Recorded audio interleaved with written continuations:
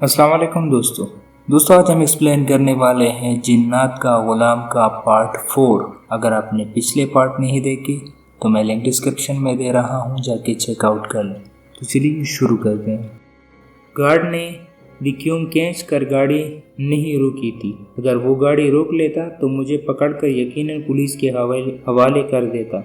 मेरे जहन में आया कि स्टेशन पर गाड़ी रुकती ही वो मुझे पकड़ने की कोशिश करेगा। लिहाजा मैंने सोचा कि एक काम गलत किया है तो दूसरी बार गलत काम करके ही बच सकूंगा, लेकिन दूसरी बार मुझे गलत काम करने की ज़रूरत ही पेश नहीं आई। रेलगाड़ी सियालकोट स्टेशन से पहले सब्जी मंडी के फाटक से पीछे रुक गई। गालिबन सिग्नल डाउन नहीं हुआ था या किसी सब्जी मंडी में उतरने वाले ने वैक्यूम खींच कर गाड़ी रोक ली थी। अल्लामा इकबाल कॉलेज सब्जी मंडी के सामने था, लिहाजा गाड़ी रुकती ही मैं तेजी से बाहर निकला। इस दौरान देखा गार्ड मेरी तरफ आ रहा था। वह इधर आओ, इसने झंडी का डंडा मेरी तरफ करते हुए इशारा किया। मैंने इसकी अनसुनी कर दी और भागकर सब्जी मंडी में दाखिल हो गया। गार्ड मेरे पीछे नहीं आया था। मैंने अल्लाह का शुक्र अदा किया और कॉलेज की तरफ चल दिया। सब्जी मंडी में जा बजा फ्रूट और सब्जियों के ढेर लगे हुए थे और आड़ती इनकी बोलियां लगाने में मसरूफ़ थे। गले सड़े फूलों के ढेर भी हर तरफ बिखरे हुए थे। इनसे ताफन उठ रहा था, मगर आड़ती और खरीदार की गंदगी से बेनियाज थे। मैं नाक पर हाथ रखते मंडी से बाहर निकलने लगा तो एकदम मेरे अक़ब से एक आदमी की चिल्लाने की आवाज़ आई। देखा तो एक अजीब मंजर दिखाई दिया। फलों के एक ढेर के पास मजजूब बच्चा खड़ा था।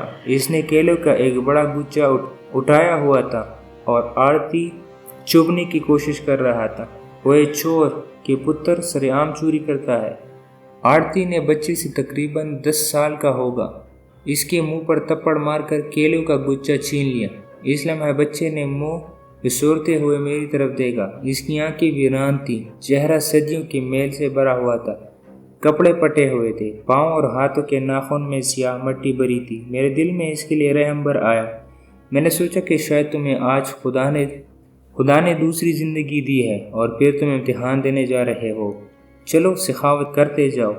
अपना सदका खैरात करके इम्तिहान में बैठोगे तो मुमकिन है अल्लाह को तुम्हारी ये अदा पसंद आ जाए। ये सोच कर मैं आरती के पास पहुंचा। वो बच्चे को दोबारा थप्पड़ मारने ही वाला था कि मेरे तेवर देखकर रुक गया। ये चोर का पुत्र, बस रहने दो, तुम्हारे 4 केले इसने उठा लिए तो कौन सी कयामत आ गई है। मैंने कहा, कितने पैसे हैं इनके? जनाब, ये 4 नहीं, पूरे 5 दर्जन केले का गुच्छा है। इसने मेरे डंडे खराब कर दिए। 2-3 केले तो अब उतार कर ही नहीं दे सकता। 5 दर्जन केलों की कीमत दे मुझे। आरती बहुत ही नादीदा किस्म का शख्स था। तुम लोगों को खुदा का खौफ नहीं? माल बेशक गल सड़ जाए मगर किसी गरीब को नहीं देते। कितने पैसे हैं इनके? मैंने पर्स निकाला। 100 रुपये, वो बोला। 100 रुपये?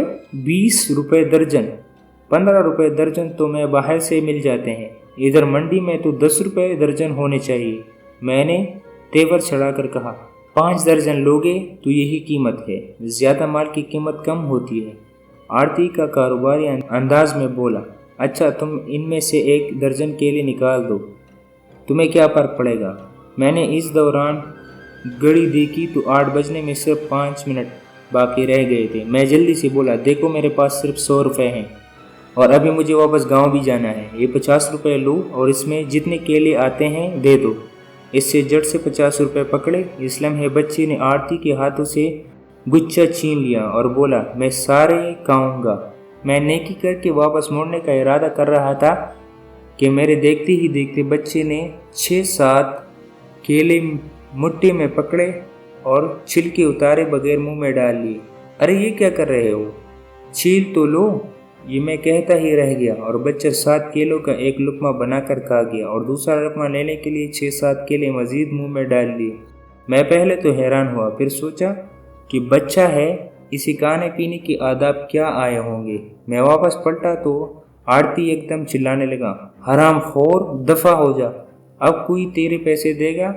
मैंने पलट कर देखा, बच्चे केलों का खाली डंडा परे फेंक रहा था और एक दूसरे गुच्छे को पकड़ने की कोशिश कर रहा था। साहब जी, آرتی نے مجھے پکارا، اور پیسے دیتے ہیں تو یہ گچھا بھی اسے دے دوں گا۔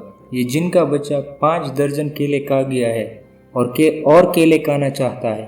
اس کی آواز سنتے ہی میرا ذہن گھوم گیا اور میں کان کے انداز میں واپس آیا۔ ایک خیال بجلی کی طرح میرے ذہن میں گوندا اور میرے منہ سے بے اختیار نکلا، غازی! مجب بچہ گڑبڑا گیا اور خالی نظروں سے میری طرف دیکھنے لگا۔ غازی باز آ جا! میں نے مجذوب بچے کی طرف دیکھ کر کہا کہ تو اب کی بار اس خالی نظروں میں شرارتوں کے قندیل روشن ہو گئے۔ مجھے بابا جی سرکار کی بات یاد آ گئی، شاید اسے زیادہ پیسے نہ دیا کرو، یہ تمہیں برباد کر دے گا۔ میں بھی دھیرے سے مسکرا دیا۔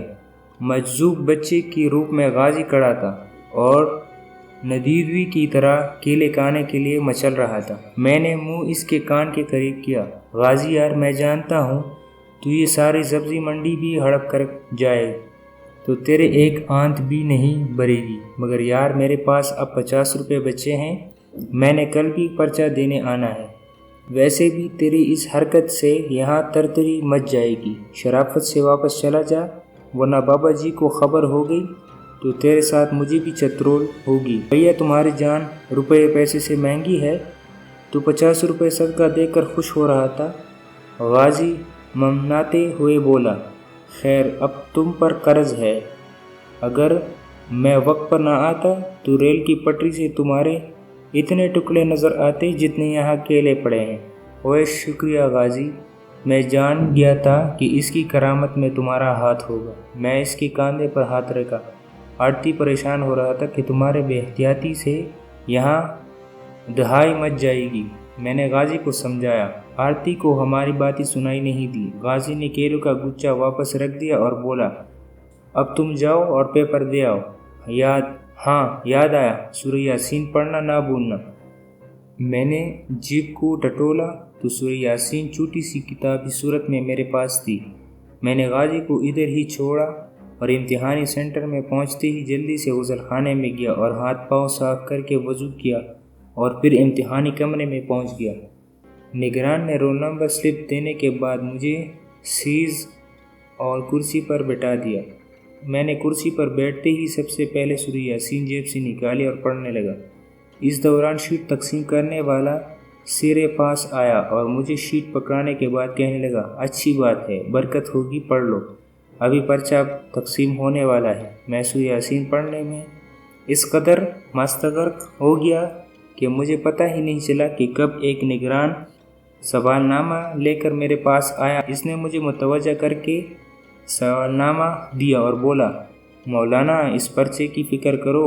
میں نے ان سے سوال نامہ لے لیا اور دوبارہ سورہ یاسین پڑھنے لگ گیا۔ میں نے جب تک 3 بار سورہ یاسین مکمل پڑھ لی، پرچے پر نظر ڈالی۔ اس دوران آؤ گھنٹہ تو گزر ہی گیا ہوگا۔ نگران اور پھر سپرڈنٹ اب پریشان ہو رہے تھے کہ میں کیا کر رہا ہوں۔ اس قدر بے فکری کے ساتھ سورہ یاسین پڑھنے میں مصروف ہوں اور پرچے کی کوئی فکر ہی نہیں کر رہا۔ سچی بات تو یہ مجھ میں سوال نامے پر نظر دوڑانے کی ہمت ہی نہیں ہو رہی تھی۔ کوئی قوت تھی یا کوئی اور خیال جو مجھے کہہ رہی تھی، گھبراؤ نہیں، پڑھتے جاؤ، تمہارا پرچہ انشاءاللہ ٹھیک ہوگا۔ مگر اس خیال کے سہارے میں زیادہ دیر تک وہاں بیٹھا نہیں رہ سکتا تھا۔ مجھے پرچہ حل کرنا ہی تھا، کب تک حقائق سے نظریں چراتا۔ آخر میں نے جرات کر کے سورہ یاسین جیب میں ڈالی اور اللہ سے دعا کی، یا اللہ اس گناہگار کی عزت رکھ لینا، اس پرچے پر مجھے پاس کر دینا۔ میں نے بالآخر سوال نامے پر نظر دوڑائی۔ پہلا ہی سوال پڑھتے ہی میرا دل خوشیوں سے بھر گیا۔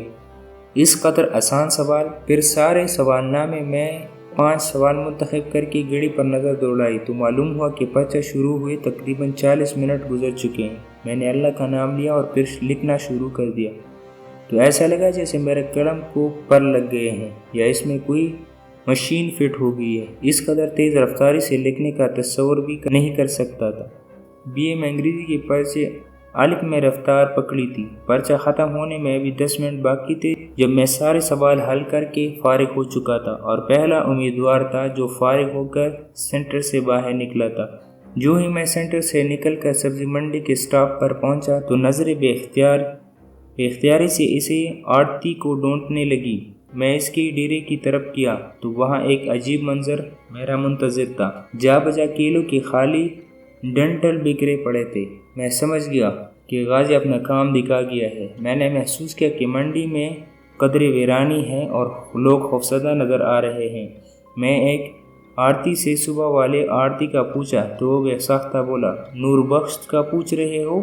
وہ جس کے کیلے جن کا بچہ کھا گیا ہے؟ مجھے کیا معلوم، میں گھبرا کر بولا۔ میں ایسے کیا کہتا کہ ہاں وہی بچہ؟ یہ تو بلا شبہ شک میں مبتلا کرنے والی بات تھی۔ اگر تو آپ اس کا پوچھ رہے ہیں تو وہ ادھر بابا تلے شاہ کی جگی میں بے ہوش پڑا ہے صبح سے، اور اس پر جن آ گیا تھا۔ صبح ایک مجذوب بچہ اس کا سارا مال کھا گیا اور پھر نور بخش پر غشی کا دورہ پڑ گیا۔ مارکیٹ کے لوگ اسے بابا تلے شاہ کے پاس لے گئے ہیں کہ بابا جی ان کا جن اتار دے۔ میں تو جی ادھر ہی نہیں جا سکتا۔ سنا ہے بابا جی تلے شاہ نے اس کے جن کو پکڑ لیا ہے۔ کیا؟ میں پریشان ہو کر اس کا منہ دیکھنے لگا اور سوچنے لگا کہ کیا غازی پکڑا گیا ہے؟ اگر بابا جی تلے شاہ نے واقعی اس کو پکڑا ہے تو اسے مار ڈالے گا۔ میں یہ سن کر رہ گیا کہ وہ جلالی قسم کا ملنگ ٹائپ پھیر تھا۔ وہ جب جلال میں آتا تھا تو کسی کا لحاظ نہیں کرتا تھا۔ یا اللہ میرے غازی کو بچا لے۔ میں دل ہی دل میں دعا کرنے لگا اور پھر سوچنے لگا کہ اپنے غازی کی مدد کیسے کر سکتا ہوں۔ مجھے بابا جی کی باتیں یاد آ رہی تھی۔ غازی جب بھی کوئی چلبلی بات کرتا یا ایسی بات کرتا کہ موڈ میں نظر آتا تو اسے ڈانٹ دیتے تھے، مگر غازی کہاں چپ بیٹھ سکتا تھا۔ اچھل کود اور چھیڑ چھاڑ اس کی طبیعت کا حصہ تھی۔ میں نے پہلی ملاقات میں اس سے کہا تھا، تمہارا نام غازی کے بجائے مستان ہونا چاہیے۔ کیوں غازی اچھا نام نہیں ہے؟ اس نے بچوں کی معصومیت لیے ہوئے انداز میں پوچھا۔ اچھا نام ہے، مگر تمہاری حرکتیں ایسی ہیں کہ تمہیں غازی نہیں کہنا چاہیے۔ تم پر جو ہر وقت شیطان کی مستی چڑھی رہتی ہے، اس لیے کہہ رہا تھا کہ تمہیں مستان یا پھر شیطان کہنا چاہیے۔ اس نے ہنستے ہوئے کہا تو وہ کھلکھلا کر ہنس دیا۔ مجھے تو یہ دونوں نام پسند ہیں، مستان اور شیطان۔ غازی چہکتے ہوئے بولا، اگر میں شیطان کہلانے لگا تو بابا جی کا غصہ دیکھنے کے قابل ہوگا۔ ارے بھائی، تم نے بابا جی کا جلال نہیں دیکھا۔ ایک بار بزرگ قسم کے عبادت گزار جن نے کسی لڑکی کو تنگ کیا تھا۔ بابا جی کو معلوم ہوا تو اس بیچارے کی کال میں بس بھر دی تھی بابا جی نے۔ وہ تو پہلے ہی کہتے رہتے ہیں کہ غازی ہے تو مسلمان جنات کا بچہ، مگر اس کے اندر شیطان کی روح ہے۔ غازی تمہارا یہ نام کس نے رکھا تھا؟ میں نے دریافت کیا۔ یہ بڑی دلچسپ بات ہے۔ میرا اصل نام عبداللہ ہے، لیکن مجھے غازی کہہ کر پکارا جاتا ہے۔ اس کی وجہ یہ ہے کہ میں شرارت کے بعد بھی محفوظ رہتا ہوں۔ میں انسانوں کی بستیوں میں جا کر شرارتی کیا کرتا تھا۔ کئی بار ایسا ہوا کہ کسی اللہ والے درویش سے بھی بیڑ ہو جاتی تھی۔ میری قسمت اچھی ہوتی اور میں بچ کر آ جاتا۔ میرے دوست جنات یہ دیکھتے تو کہتے، عبداللہ تم غازی ہو، تمہاری ہر شرارت کسی جنگ سے کم نہیں ہوتی۔ میری زندہ سلامت بچ کر نکل آنے پر وہ مجھے غازی کہتے تھے۔ میں تمہاری بات سمجھا نہیں، شرارت کا جنگ سے کیا تعلق؟ میں نے پوچھا۔ ہماری شرارتیں کسی جنگ محاذ سے کم نہیں ہوتی۔ غازی ہنستے ہوئے بولا، اگر تم آج 10 لیٹر آئس کریم کھلاؤ گے تو میں تمہیں اگلی بات بتاؤں گا۔ 10 لیٹر؟ میں نے حساب لگایا۔ یار 10 تو صرف 1 لیٹر کے پیسے ہیں میرے پاس۔ ٹھیک ہے، 1 لیٹر ہی صحیح، منہ کا ذائقہ تو بدلے گا۔ غازی نے مجھ سے پیسے لیے اور بولا، اصل میں ہمیں اپنے بستیوں میں سے باہر نکلنے کی اجازت نہیں ہوتی۔ ہمیں بچپن سے ہی اصول جنات پڑھائے اور سکھائے جاتے ہیں۔ مثلاً یہ انسانوں کی بستی میں ظاہر نہیں ہونا، کسی کو تنگ نہیں کرنا، اگر کوئی انسان تنگ بھی کرے تو صبر کرنا اور اپنے بزرگوں کو اس سے آگاہ کرنا، کسی بزرگ کے مزار پر جا کر گندا کام نہیں کرنا، کسی ولی اللہ اور عبادت گزار مسلمان کی عبادت میں خلل نہیں ڈالنا، عورتیں بچوں پر قابض نہیں ہونا۔ مسلمان جنات کو بچپن سے ہی سکھایا اور پڑھایا جاتا ہے، مگر شرارتی جنات چاہے مسلمان ہو یا غیر مسلم وہ باز نہیں آتے، شرارتوں سے نہیں کتراتے، انسانوں کے ساتھ جنگ کرتے ہیں، پھر جب پکڑے جاتے ہیں تو اکثر اوقات مارے بھی جاتے ہیں۔ میں چونکا، آج تک نہیں پکڑا گیا، اس لیے مجھے میرے دوست غازی کہتے ہیں۔ اس روز میں غازی سے بہت کچھ سیکھنا چاہتا تھا۔ میرے اندر کا صحافی ہزار سوال کرنے کے لیے مچل رہا تھا۔ مگر بابا جی سرکار کی آمد ہو گئی تھی اور انہوں نے آتے ہی باتونی غازی کو اپنے ہاتھوں لے لیا۔ اس کی گدی پر اس قدر زور سے تپڑ مارا کہ بیچارے کی چیخ کوسوں دور تک سنی گئی ہوگی۔ اس کی چیخ سے کم از کم ہمارے دل تو پھٹ ہی گئے تھے۔ سارا کمرہ تھرا گیا تھا۔ زلیخا بے ہوش ہو گئی تھی اور میرا دوست ملک نصیر اس کی چیخ کی وحشت سے کافی دیر تک کانپتا رہا۔ مجھے یقین تھا کہ غازی اس کے بعد کبھی شرارت کی جرات نہیں کرے گا۔ بابا جی سے ایک تھپڑ کھانے کے بعد وہ سسکیاں بھر بھر کر روتا رہا۔ اس کے رونے سے میری حالت عجیب ہو گئی۔ حرام خور، تجھے لاکھوں بار کہا ہے اپنی زبان پر تالا لگا کر رکھا کرو، اور پھر تم میرے آنے سے پہلے یہاں کیوں ظاہر ہو گئے تھے؟ شاہ صاحب، آپ نے اسے یہاں کیوں آنے دیا؟ بابا جی پیر صاحب پر ناراض ہونے لگے۔ اس کی دم میں نمندہ لگاتے اور اسے کہتے دفع ہو جاؤ، یہ کسی دن ہم سب کو امتحان میں ڈالے گا۔ میں آج اس کی جان نکال دوں گا۔ بابا جی سرکار، میرے لبوں سے سسکی نکلی، میری خاطر ایک بار معاف کر دیجیے۔ دراصل میں نے خود اسی باتوں میں لگایا تھا۔ میں نے جرات کر کے بابا جی کا غصہ ختم کرنے کی کوشش کی۔ یہ کمینہ ہے، تمہیں ایک روز اس کی شرارتوں کی بڑی قیمت ادا کرنی پڑ سکتی ہے۔ بابا جی کہنے لگے، اسے معلوم ہے کہ جنات کے حالات اور ان کی زندگی کے بارے میں راز کی باتیں بیان کرنے کی اجازت نہیں ہے۔ یہ تم سے پیسے بٹورنے کے چکر میں سچ جھوٹ بولتا رہتا ہے۔ اس کی باتوں پر اعتبار نہ کیا کرو، ابھی بچہ ہے، اسے معلوم نہیں کہ یہ کیا کہہ رہا ہے۔ بابا جی گمبھیر لہجے میں بولے،